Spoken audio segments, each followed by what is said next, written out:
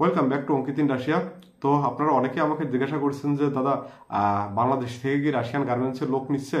লোক নিলে কোন সেক্টরগুলোতে লোক নিচ্ছে, আর বেতন কেমন, থাকা খাওয়া কি কোম্পানি বহন করে, সাপ্তাহিক ছুটি দেয়, কাজের সময় কত ঘন্টা ইত্যাদি আপনারা অনেক কিছু জিজ্ঞাসা করছেন।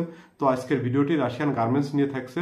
আশা করি আপনারা সম্পূর্ণ ভিডিওটি দেখলে রাশিয়ান গার্মেন্টস সম্পর্কে আপনাদের একটা ধারণা আসবে। প্রথমেই বলি, বাংলাদেশ থেকে রাশিয়ান গার্মেন্টসে ভিসা হচ্ছে। আমারই পরিচিত 20 থেকে 25 জনের একটা ফ্লাইট হয়েছে বেশ কিছুদিন আগে, প্রায় তাও 4 থেকে 5 মাস আগে ফ্লাইট হয়েছে।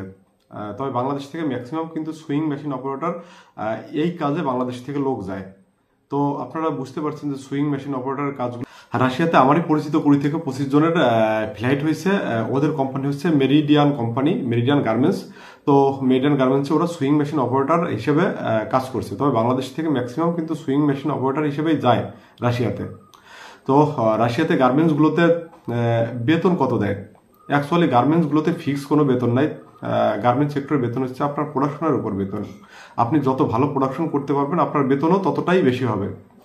তবে সর্বোচ্চ বেতন ধরা যেতে পারে মোটামুটিভাবে 55 থেকে 60,000 রুবল, আর সর্বনিম্ন বেতন ধরা যেতে পারে 40 থেকে 45। এটা হচ্ছে সর্বোচ্চ আর সর্বনিম্ন। তবে যারা প্রোডাকশন ভালো করবেন তাদের বেতন মোটামুটিভাবে ওই 55-60,000 রুবল হবে। আর যারা একটু প্রোডাকশন কম করবেন, তবে ম্যাক্সিমাম ক্ষেত্রে আপনার 40 থেকে 45,000 রুবলই বেতন হয়, যেটা মোটামুটিভাবে যেটা সবাই পায়। তবে 40 থেকে 45,000 রুবলও যদি বেতন হয়, তবে এই টাকাটাও বাংলাদেশে কিন্তু 60,000 টাকা মতো হয়। আর আপনার গার্মেন্টস সেক্টরতে, রাশিয়াতে সমস্ত গার্মেন্টস সেক্টরতে 12 ঘন্টা ডিউটি, বেসিক ডিউটি বলেন, ওভারটাইম বলেন, এরকম ওভারটাইম নয়, 12 ঘন্টা আপনাকে ডিউটি দিতে হবে একটানা। কাজ কিন্তু কষ্টের কাজ, আপনাকে একটানা বসে থাকতে হবে মেশিনের সামনে।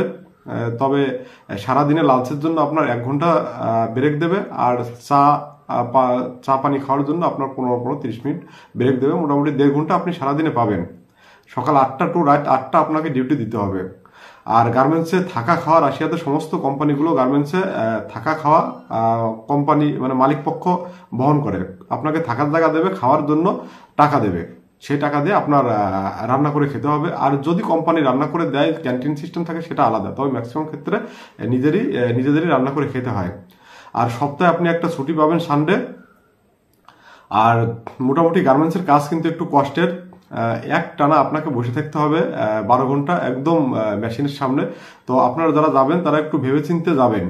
আর মোটামুটিভাবে বর্তমানে গার্মেন্টসের ভিসা সুইং অপারেটরে যদি আপনারা যান, একেবারে যে খারাপ হবে সেটা না, আবার একেবারে যে ভালো হবে সেটাও না। কারণ বেতন আপনি 7 থেকে 8 লাখ টাকা খরচ করে যাবেন, বেতন ওই বাংলাদেশে 60,000 টাকা বেতন পাবেন। কিন্তু এখন বর্তমানে অন্য কোম্পানিগুলো কিন্তু, অনেক কোম্পানি আছে বাংলাদেশ থেকে কর্মী নিয়ে আবার সেগুলো পাঠিয়ে দিচ্ছে দেশে বিভিন্ন অজুহাতে, যে কাজ পারছে না, ও কিংবা ঝামেলা করছে, ঝগড়া করছে, মারামারি করছে, এভাবে বিভিন্ন অজুহাতে পাঠিয়ে দিচ্ছে।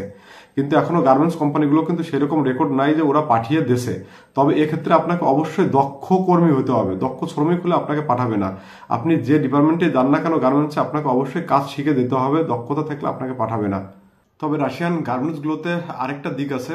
আপনার গার্মেন্টস আপনার পিছনে যে টাকাগুলো খরচ করছে কোম্পানি, আপনার পিছনে যে টাকাগুলো, ভাষা পরীক্ষা দেওয়া, ভাষা শেখানো, মেডিকেল যে টাকাগুলো কোম্পানি আপনার পিছনে খরচ করছে, কোম্পানি কিন্তু ধাপে ধাপে ওই টাকাগুলো আপনার কাছ থেকে কেটে নেবে।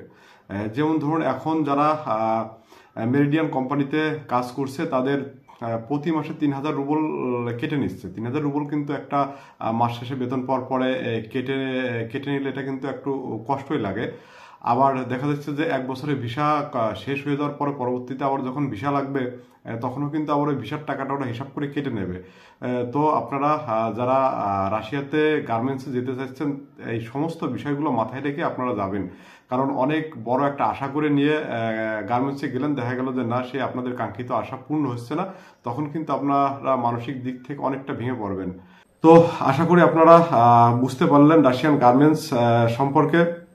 তো দেখা হচ্ছে পরবর্তী অন্য কোনো ভিডিওতে। তত সময় ভালো থাকুন, সুস্থ থাকুন।